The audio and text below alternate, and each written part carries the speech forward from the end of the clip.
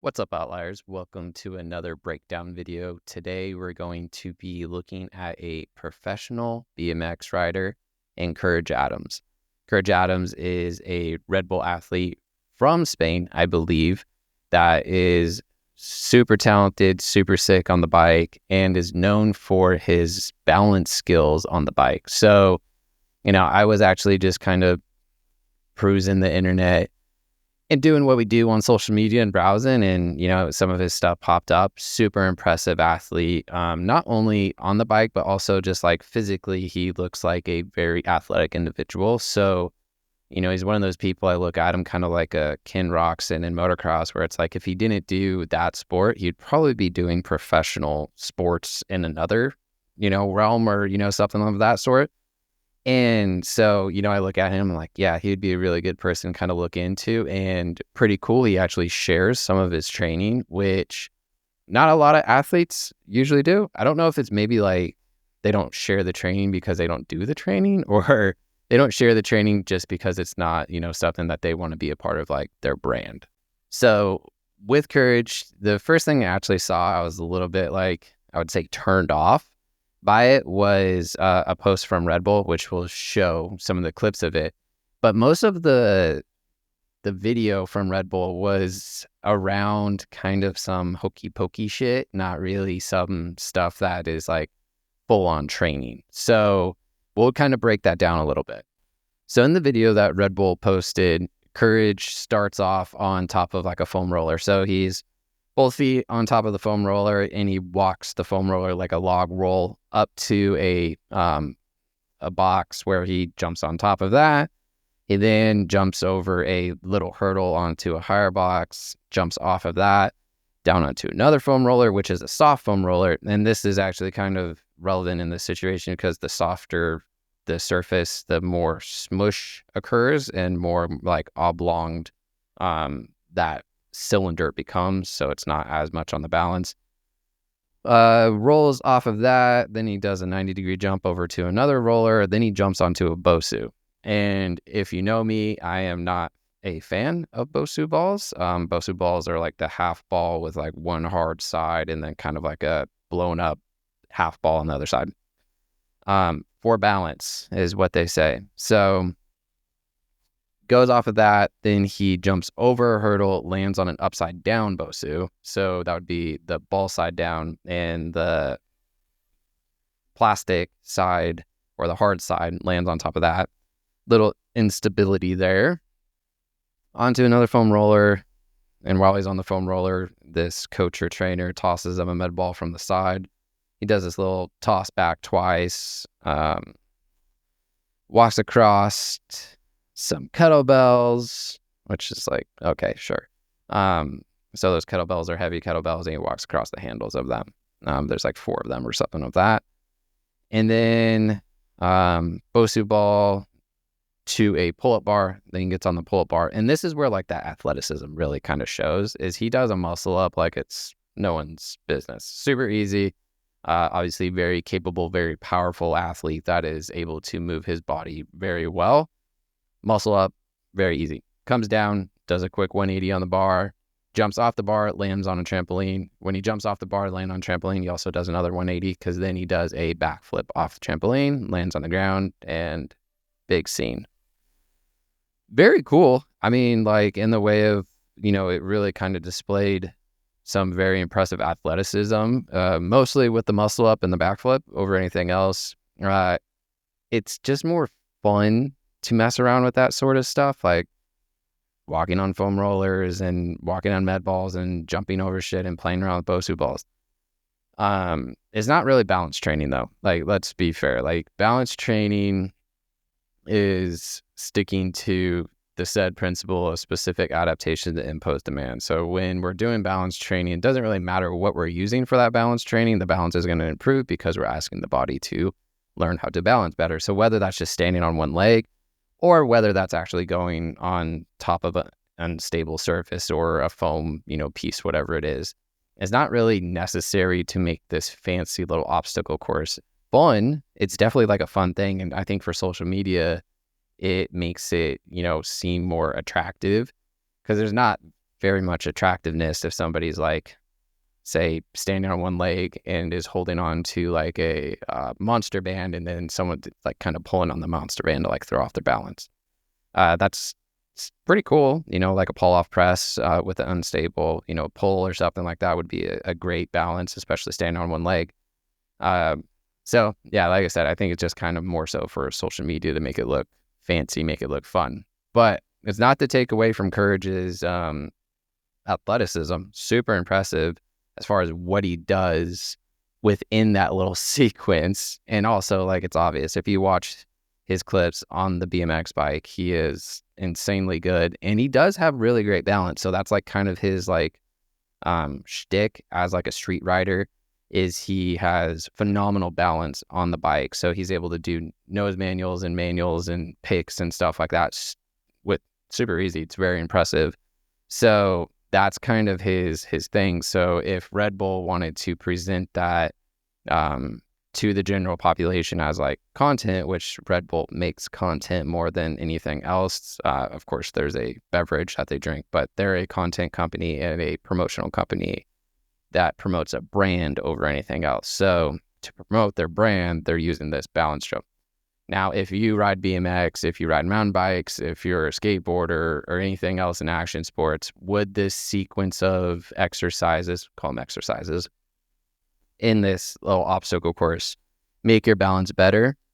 Theoretically, sure, it would, because you're actually challenging it.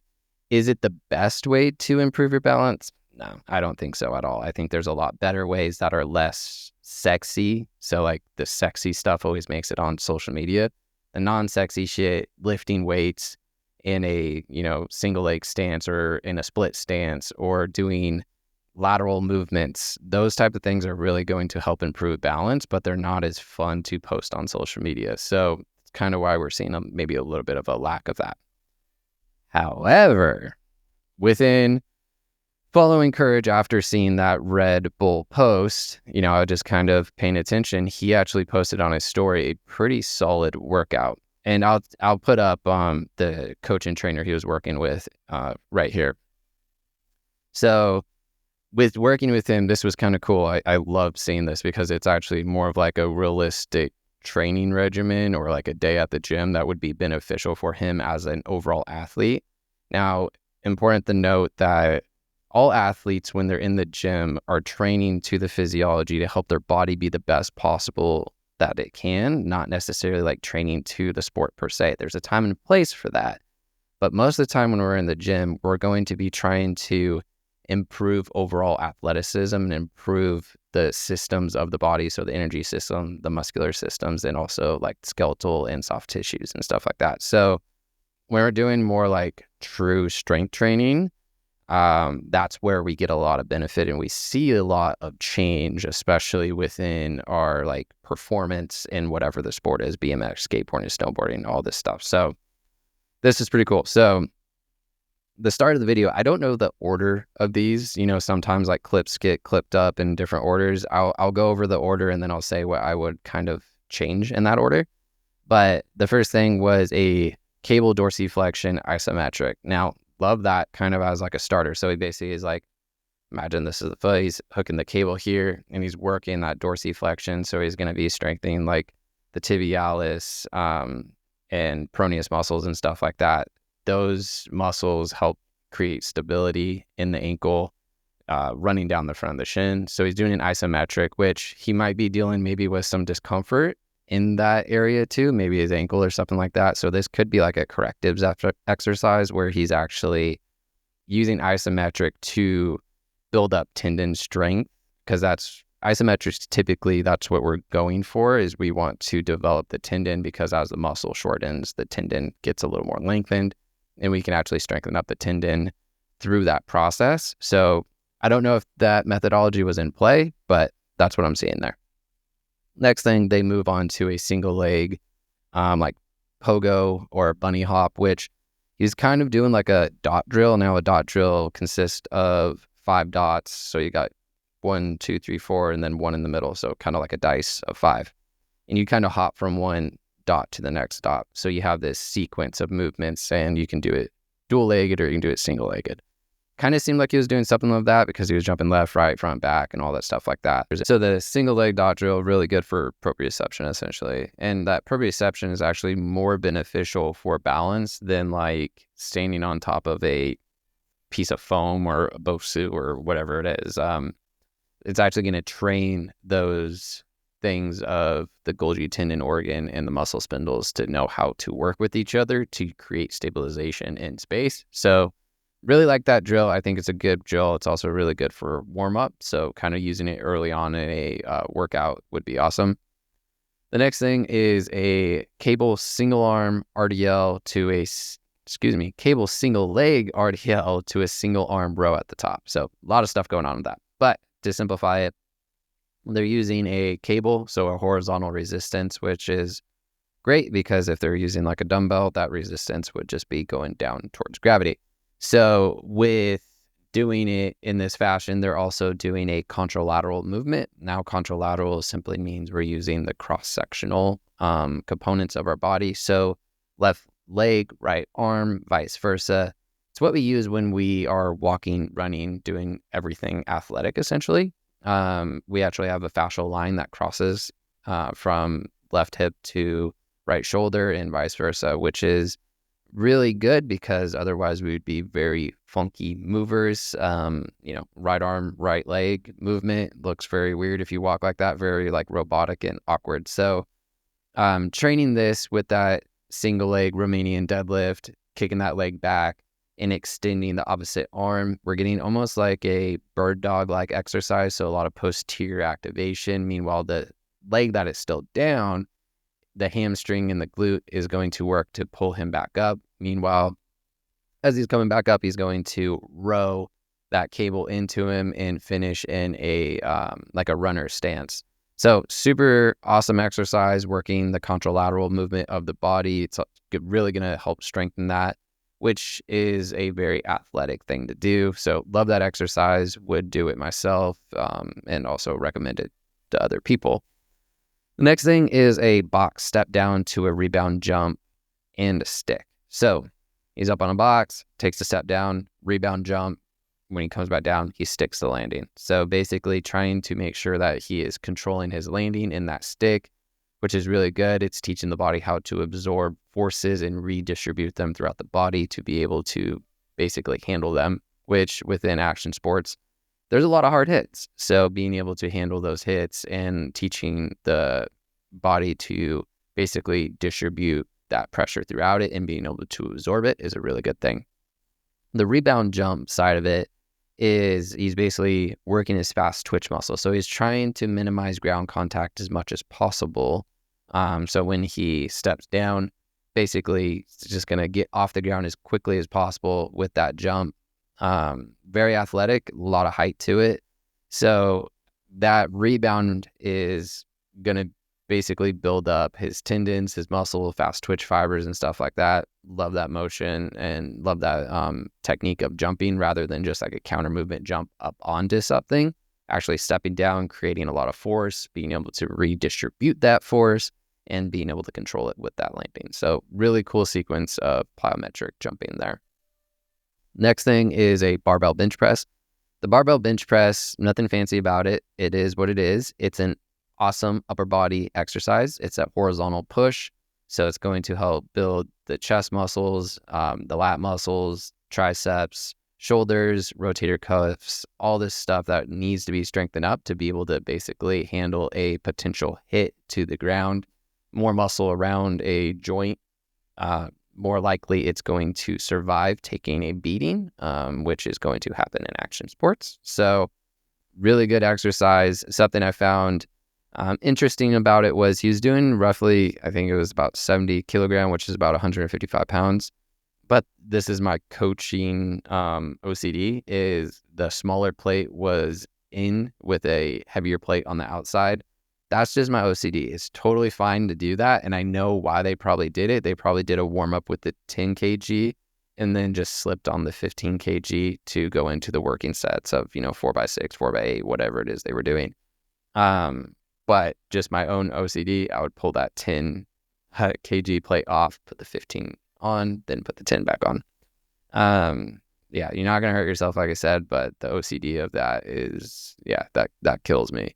It's good to put the heaviest weight closest to the inner collar of the barbell, though, because that's a mechanical advantage for you to have that weight a little bit closer. So just easier to control. Don't go stacking heavy weights far out on your barbell. Next was a TRX inverted row. Excellent exercise. The TRX is a cool piece of equipment. The inverted row has so many progressions and regressions and versions that you can kind of play with. The version he's doing there is he's basically horizontal to the floor. His knees are bent at 90 degrees. And, he's just hitting his inverted row from there. Super good body weight motion. The only thing I would change about it is I would have him put his feet up on a box rather. So his whole body is supine and flat and all parallel to the floor. And that will eliminate his ability to essentially push through his feet, because at 90 degrees, you can still kind of push through your feet to help you up into that row, which is not a big deal. It's totally fine. That would just be something I would change if I was in control of that, or something I would do if I was doing that exercise myself. Lastly was the alternating dead bug with the physio ball. Love this exercise. This is like one of the first exercises I was taught when I became a coach about 10 years ago, over 10 years ago, to basically generate intra-abdominal pressure. So we're creating pressure inside of the core to help stabilize the spine, essentially. So the alternating dead bug, once again, he's doing that contralateral motion. So right arm goes out, left leg goes out, and then the opposite arms are maintaining on the physio ball to create that pressure. So super cool exercise. I think it's a very safe and positive exercise for everyone and anyone, but it's going to help generate that intra-abdominal pressure, like I said. So what that is going to do is it's going to protect the spine. It's going to help to create strength in the hips and also just the upper trunk, because that axial skeleton, of course. So something that's really important to note about that exercise is when you're generating that intra-abdominal pressure, we're working the transverse abdominis, which is the muscle on the inside of our core closest to our organs. And it's kind of like a sheath-like muscle. So when we're squeezing that, the diaphragm is pushing down. There can be a weak spot in the core. And when we think about the core as a full 360 with a top and a bottom, so it's closed off, we can have leakage down below. So that pelvic floor is our bottom of our core, and there can be leakage down there. So if you're weak in your pelvic floor, if you're a female, that could lead to pelvic floor dysfunctions. If you're a male, that could lead to, like a sports hernia, which can happen on both ends with the genders as well. But more likely than not, those are kind of the things we see when the pelvic floor or the bottom of the core is weak. And so doing the dead bug is an excellent exercise to be able to feel that control underneath with the pelvic floor, while also creating the intra-abdominal pressure with the physio ball and the pressure and stuff like that. So super good exercise. Once again, that contralateral is super cool. You can do it ipsilateral, where you're moving same arm, same leg, just a little bit of a different challenge in that position. But all in all, dead bugs, couldn't recommend them anymore. I think they're super good. So looking at these two routines, we have a routine that is basically fun and games, and a routine that is productive for athletic performance. That's kind of how we can look at these two things. I'm not a big fan of gyms being used like playgrounds, because doing that type of stuff can result in injury. If somebody that isn't a high performance athlete goes and says, hey, I need to improve my balance for, BMX, mountain bike, whatever it is, and they go hop on top of a foam roller and try and log roll it and jump on top of a box, and it slips out, they fall, break their wrist. There's going to be nothing more frustrating than hurting yourself away from your sport activity because you're trying to do something silly. You're going to find a lot more benefit in that second routine to help you be better as an athlete to then go do your sport activity. So, you could legitimately take that routine that he does in the second video and go do it yourself, and you would probably gain some benefit from it. I think it's an excellent sequence of exercises.